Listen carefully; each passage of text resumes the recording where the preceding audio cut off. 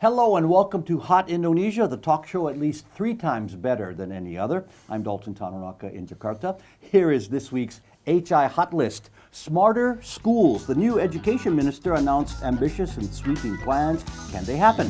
Moderation, please. The vice president says Indonesia will not become an Islamic state, but are protests a sign otherwise? And digital addiction. The numbers are in. Why Indonesia will lead the world in mobile advertising. Now, here are my co-hosts. Sandrina Malakiano, former TV news anchor, now a political marketing consultant and holiday lover. Oh, yes, indeed. And Santiago Uno, former vice governor of Jakarta, recent vice presidential candidate, and traveling man. He always travels on the road. Okay, let's get to it. Hot topic number 1, smarter schools. The new education minister wasted no time in shaking up the status quo. Within 2 months of his appointment, Nadiem Makarim announced a 4-point plan that includes more local control over schools and freeing up teachers for more teaching time. The one that is generating the most debate is the replacement of the national testing program with one that measures competency and character. You know, bureaucracies are always resistant to change, but I think that we all agree the system needs to change to better help our kids. The question is how. Yes. Actually, what the changes that he's going to bring to this ministry is quite good. The problem is whether he's going to be able to implement all the policies in reality or not, because he's not the first figure who comes with a professional background. Governor Anies Baswedan was also Minister of Education once. He came with good ideas. As a former rector of a university, yes, right? As a scholar. But he was facing problems in implementing because change was happening really slow. As you say, actually the biggest problem in this ministry is still politics and bureaucracy. Do you agree?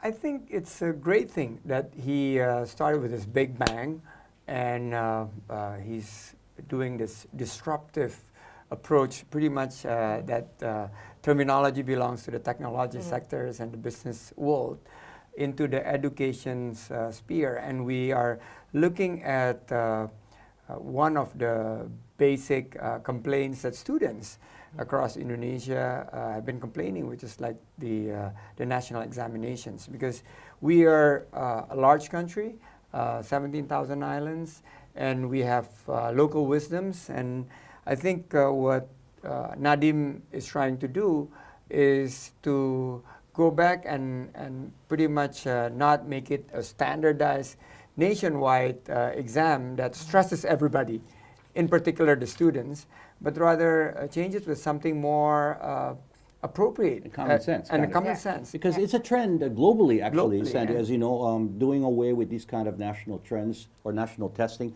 like in America, the SATs. Some schools are not taking them anymore because they say it's not a fair measure. But we can't compare. Look if we were a country as developed as the United States, perhaps, but Indonesia is so big. It's an archipelago scattered around the equator. But you're saying they should keep this test? No. Okay. The other thing that we should bear in mind is that it is so difficult when you deal with a country like Indonesia in character, because you see the imbalance of infrastructure, of standards, and you see also from the teachers' qualities. You can't give good education to the children if you don't have good teachers. Yeah, and to me that's the key here. But the again, teachers, if you see from survey results, the 3 main things that are on top of the list concerning the nation. First is economic welfare, of course. Second is health, and then education. This is really important because it correlates directly with each and every one throughout the country. So this should be given a huge proportion. The government is giving 20% at least of the state budget to this field for the Ministry of Education. But now the challenge is Sri Mulyani, Minister of Finance, gave this challenge to Nadiem as the new minister to manage this huge budget. Manage his budget wisely, by making changes, not only in the infrastructure field, because That's been going on for the last 5 years, say. You mean building schools? Yes, and- yeah. now you have to go to the human capital. Well, that's what he tried. He said going for a Yeah. big punch in the beginning and Yeah. seeing what you can get out of it, that's maybe the way to Yes. do it. But the interesting part, and this is what I like about our democracy, during the televised debate on the last presidential elections, I brought up this subject, and it was severely being debated by the other side. That I said that if you want to have no national exam, vote for us. And after the elections, it's being adopted. So this is basically the beauty of democracy. And I think And you what said we that, Yeah, huh? yeah. what we should focus is because education itself is not an end, it's just a means to an end. At the end of the day, it's about jobs, how we could prepare our next generations for the Industrial Revolutions 4.0. And you need some kind of a new approach, because we've been doing this for ages and we have not been able to create and prepare our next generations to be competitive. Better income, better jobs, and I think this is what Nadim is going to be monitored. Now, it's not as easy as in the corporate world when you do disruptions, because this is a government ministry, it's so huge, and you're dealing with, I know, millions of teachers and 50 millions of students.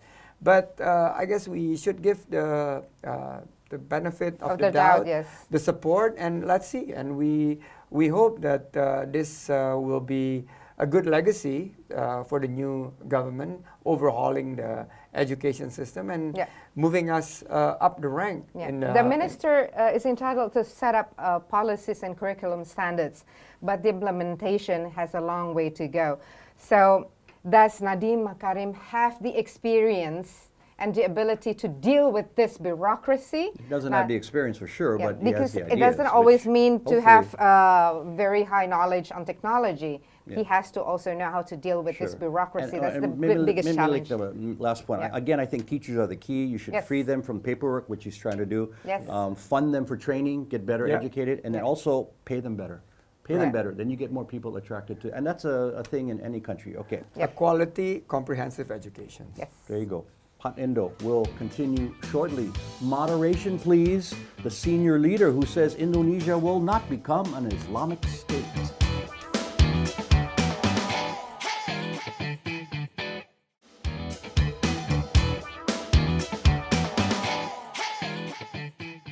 You're watching Hot Indonesia with Sandrina, Sandy, and me. Here's hot topic number 2, moderation, please. It didn't get that much attention, but caught mine. Vice President Maruf Amin gave a speech in Central Java on December 13 and was quoted in the Jakarta Post as saying that Indonesia rejects an Islamic state because it betrays the constitution. He was speaking to a gathering of 5 Islamic groups, which made this even more significant in my opinion. Now, he's saying what most Muslims in this country believe, I think, but correct me if I'm wrong, and clear me up, guys. Clear me up on this. Wasn't Mr. Maruf a leader in the campaign to prosecute the former Jakarta governor on blasphemy charges, kind of blurring the lines between politics and religion?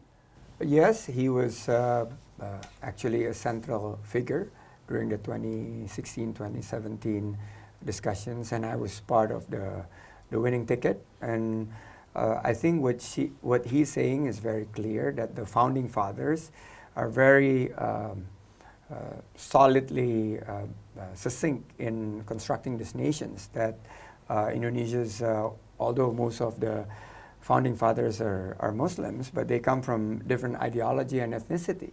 So Bhinneka Tunggal Ika and being a very moderate Muslims predominantly is where this country is going to be kept, and Pancasila is clearly the foundation of this country.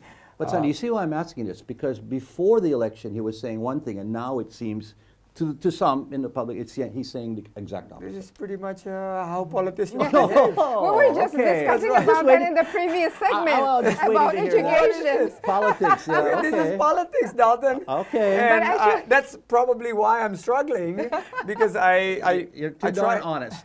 Yeah, okay. But this is not a new issue at all, because in the beginning of the establishment of this big country in 1945, actually, our founding fathers had this discussion of putting the Sharia Islam Yeah. in the country's ideology. in the No, Pancasila. I understand. I'm Pancasila. not debating the fact of where we are But no, now, no. but the fact Well, that no, what you this should leader know- said it, and What you should know is if you're asking whether Indonesia will ever be a Muslim country or based on Islamic teachings, I would say no. okay, why are we seeing continuing, ongoing protests like the one against the present governor about a popular music event this past weekend, the Jakarta Warehouse Project? Yes. Yeah, I mean they're protesting Okay. against that, right? Because Now, they say it's immoral. There are small groups. Okay. Back to the radicalism issue, they exist, small in number, but they get so very much noisy. attention. Maybe that's the media's fault, right? Very That's, noisy. you brought this up. You know, it didn't even register. You hadn't heard about it? Well, not in my timeline. Okay. But I guess we need to address it, and the vice president basically make sure that the narratives is continuing to be that Indonesia should rely on Bhinneka Tunggal Ika, on Pancasila, being moderate Muslims, and you know, you see elections, and you are the specialist here. All the Islamic Party throughout the elections, even before Yes. the reform, has They never been haven't able. even fighting for the establishment of an Islamic Yeah, country. That's number one. Number Yeah. two, they have not been able to gather more than 40%. It's always the nationalist parties, the centrist party, who have been able to have the trust of the Yes. people. And Okay. I think going back to this, it is very clear what the vice president said. Now, before, obviously, he's politicians and Campaign matters. yeah. Okay, three things. First, the people. She always has a list. I like this. You know, very well researched.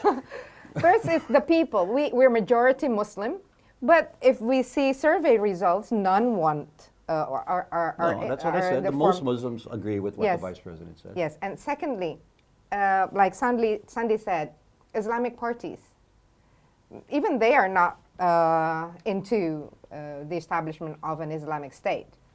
And Islamic figures. You see all the prominent Islamic leaders here in Indonesia, like in the beginning. Our founding fathers, there were also Islamic leaders there. They fought against it. They ruled it out. They said, no, we want to create a modern country based on no particular religion. The first and second presidents were Yes, pretty strong against yes. that. You know, Okay, and getting back to the vice president, he also pointed out in his speech that no, there are other Muslim majority countries in the world that do not have caliphate governments, and that Indonesia is part of this group. Yeah, and because you have the list, I also have a list. Of course. And please listen to my list. Post-election, there are some research and some analysis. Basically, what voters care during the last elections, similar to the previous elections, have been jobs and prices, and not really The next religion. T-shirt should say jobs on there. Yeah, Every jobs. subject It has to relate be to jobs. You know, and That's which what is we true. should love from And him. He's very Focus. persistent No, there's and Steve Jobs and then consistent. there's Sandy Jobs. It's like jobs have hats. Yeah. But the research also shows that hardline Islam is becoming less and less popular in Indonesia. That's another And let's hope that's true. Yeah. results of the survey. So I guess people heard it loud and clear, and we as part of the media should not really amplify it over and over again. Well, examining it and discussing it is not amplifying it, but sometimes you ignore the really small voices. So let's end this segment by asking you this: what message do you think should be sent to people outside of Indonesia watching us about the balance between religion and state in this country? Well, I think we're doing quite well so far because people know how diverse our country is, how rich we are in terms of culture and religion and even languages, dialects, thousands.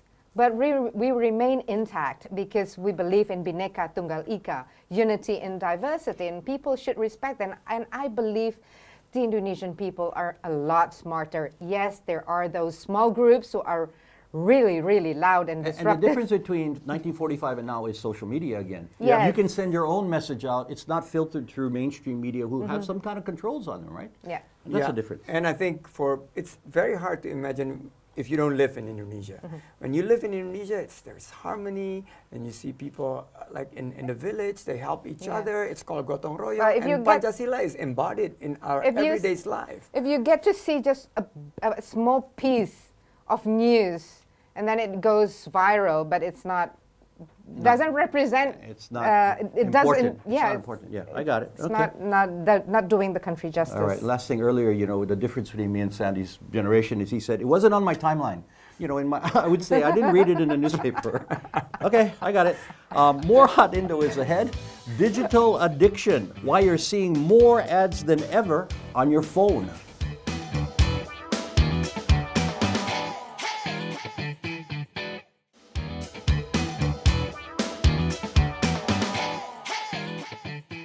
You're watching Hot Indonesia from Jakarta. Hot topic number 3, digital addiction. A new report by the Mobile Marketing Association of Indonesia says that by the end of this year, mobile advertising here will have grown 34% over the year before, the most growth in the world, and that translates into $7 billion worth of ads. Why?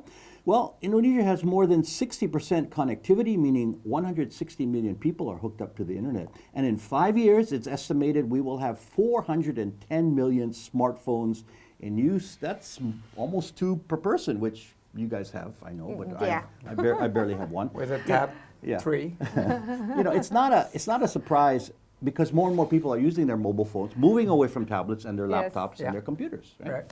Yeah.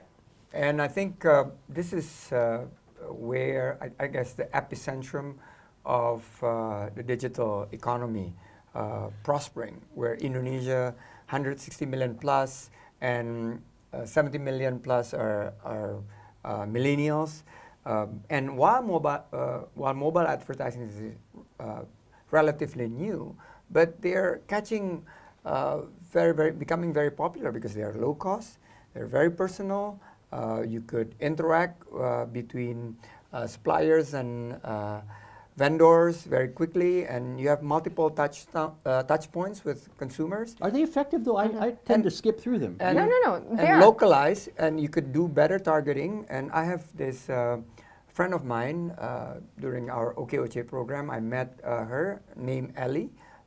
She started her own cookies shop, and through digital and mobile advertising, she was able to triple her sales, and this is very targeting. And advertising is very expensive. If it's not for social media and if it's not for digital, it won't be affordable for Ellie to get into advertising. Ellie's cookies. I like cookies. Ellie cookies. Okay. Yeah. Allow me to give you some data here.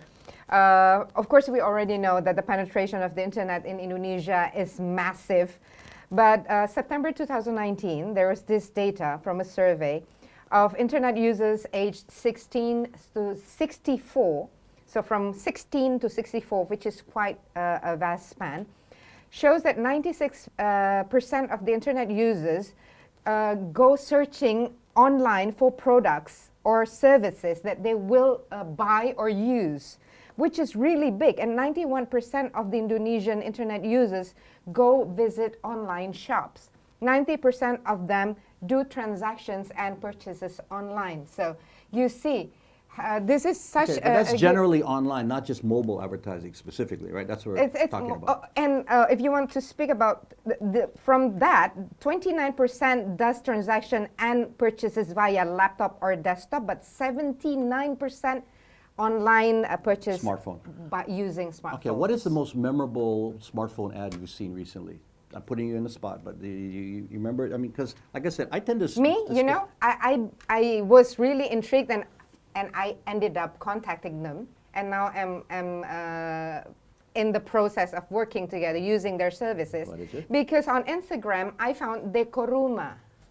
Decoruma is an interior designer site or Instagram account, and they have a shop here in Jakarta. So redecorating your place. Redecorating because I want to make a library for the children, and it kept popping up on Instagram. Okay. And then I saw, because they made it so interesting and so compelling, it was really, oh my God, you can do that in such a small space. So And you remembered yes. it. Okay, Sandy, what is your most? It has to be food and bubble tea. It's everywhere, and when you're going into getting an online transportation, it pop.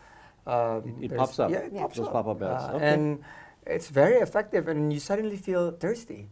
Feeling thirsty Are now. you a Bubba fan? I'm a Bubba fan now. Okay, And but you it's know, generation things also. Yeah, no, I like it. Hey. You like But it? it's effective because it comes up. They have research on knowing where to aim and Yeah, whom yeah, to no, target, of course. It's so well researched. Yeah, no. I know. But I still think there's an important market for other kinds of advertising, traditional, because you can't put all your digital eggs in that one basket, right? Otherwise, Agreed. Yes. there would be no place for the we Indonesian shouldn't channel. only be consumers Yeah, because this should bring good impact for the country in general. Yeah, of it's course, it's an yes. important part of Yes. your advertising portfolio now. It Well, should we be. are number one in terms of e-commerce in ASEAN, and now the numbers of you talking about digital addictions. I started putting on track how many hours I do on my social media apps. It comes And up on your phone, right? How It many comes hours? up Yeah, now. yeah. Yes. So I Yes. try to keep it under an hour and a half, and now every day I think the average in Indonesia is actually 3 to 4 hours. Oh, a day, right? A day. That's A day. 21 a week. I'm only 7 a week. I don't know about you. Yeah. Anyway, hey, we got to move on. It's Yeah. feedback time, and we like hearing from you because you're watching us wherever you are on your mobile device, your computer, or TV set. Now, Denny had this to say on our TV1 YouTube channel: invest in my country. Well, if more and more people watch Hot Indonesia Abroad, they might be moved to do just that, Denny. And Amy in Hawaii posted this on our Facebook page. Dalton, you are looking so young. What's your secret? Well, it ain't lipstick. It ain't lipstick. No. Really? Yeah. Kimchi. Let me get the secret. It's eating kimchi and moisturizer. That's Okay. what's- okay. Try We that. should try kimchi. Not rubbing I thought the he's kimchi making on it your up. face. No, what would it be? You just made it up. I haven't seen If it. you have any It is feedback written, on though. what you've heard or would like to By him. suggest a topic for us to tackle, email us at hotindo@theindonesiachannel.com No, Dalton, you look great. You look or great. comment through our Hot Indonesia. Last week they said he was handsome. Come on, that's even better. No, I'm wearing lipstick. Anyway, go to our social media. Final words, Sandrina. Congratulations to Greta Thunberg, Person of the Year from Time Magazine. And she changed the discussion around climate change. August 2018, it was just her alone camping in front of the Swedish parliament. Then it became 7 million worldwide. She is the best representative of youth movement. So congratulations, and we could also do and make change. We should, starting from our inner circle, families, our friends, and then we move outwards, save Mother Nature. All right, final word, Sandy. The rainy season is coming, so guys, make sure that you bundle up and you take care of your health. And for you who needs jacket, I visited Wall of Fates. This is in Grand Indonesia, where by 7,000 people lining up for the latest and greatest of the Indonesians' fashion. So for somebody who's going to put another comment like the one that Dalton got just I don't now, make up these things. I'm going to give my jacket and to be collected at the Indonesian channel. wait, one this more- one is by Kaula. You're, One you're more giving thing. it away. I'm What? giving it away because, comments like that is, Oh, I see. it's We're really... not in Wait, competition, one Sandy. more- You win. One more important thing is it's time to bundle up, snuggle up because of the rainy season, but it's the time to be jolly. Okay. So for Yeah. those of you who are Alright. going to be celebrating Christmas, Merry Christmas. Christmas. Watch out for those happy- mosquitoes. That's what happy I thought you were holiday heading there to seasons. dengue. I thought that was a dengue one. Okay. My final words. I've been in Indonesia quite a while now, but still hold an American passport. So people ask me constantly all the time, hey, what's going on with Donald Trump? Well, what's led up to his impeachment proceeding has been called criminal, political, and unfair. I call it one thing, a shame. Sorry to get serious on it, guys, but it's a big thing around the world, and that is Hot Indonesia. What a way to For end. Sandrina and Sandy, I'm Dalton Tananaga. See you next time.